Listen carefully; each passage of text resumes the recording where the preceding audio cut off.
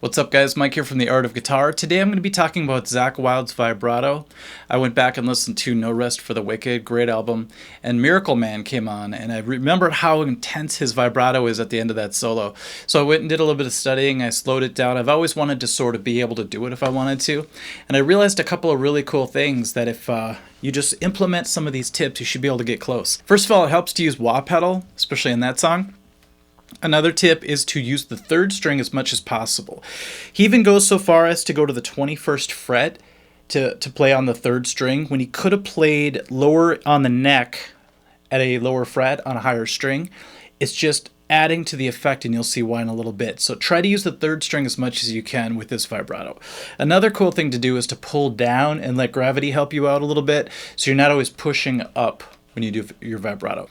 The final thing that you want to do is to push it further than most people do. This is where I had a lot of trouble, and actually my fingertips right now are super raw because I've been doing this for a long time now, just practicing for this video.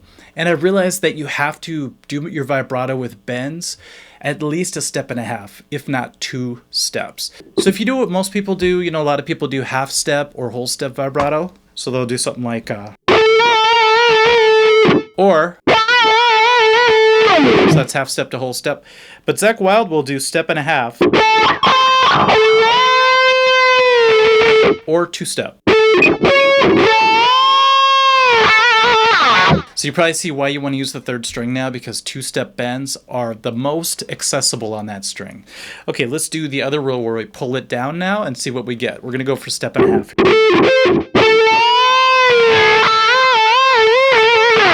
If you want to try 2 steps, go ahead as well.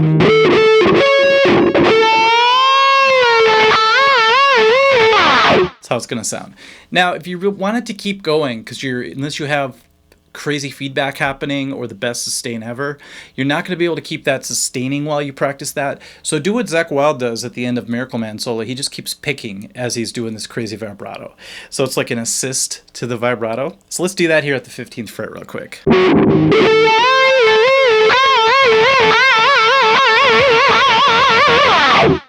So it gets pretty crazy, doesn't it? I almost said wild, but yeah, pardon the pun, it gets pretty wild.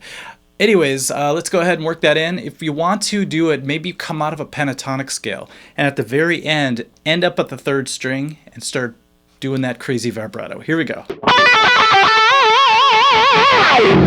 See how it's a lot more than you would normally do? So normally you might do something like this. That'd be a normal person, right? But Zakk Wylde would go.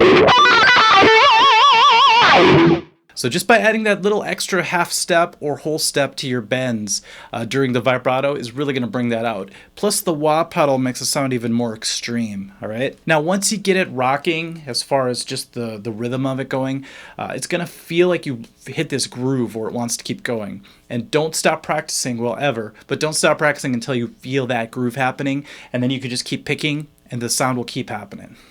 Start slow and build our way up.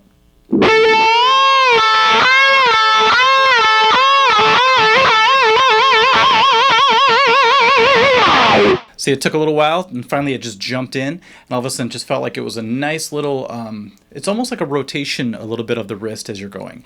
Sort of like the B.B. King bend vibrato that I like to do. So whenever I do this, I taught this on my other video about bending. Your hand does this cool like hang loose sort of thing where you're rotating on the wrist. Well, same with the Zakk Wylde vibrato. Just use your ring finger or middle finger or whatever you're using.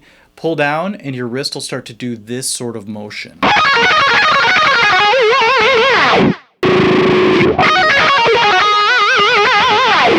Okay, see if you can implement that into your playing. I don't know if you'd want to do that during a ballad. Maybe you would.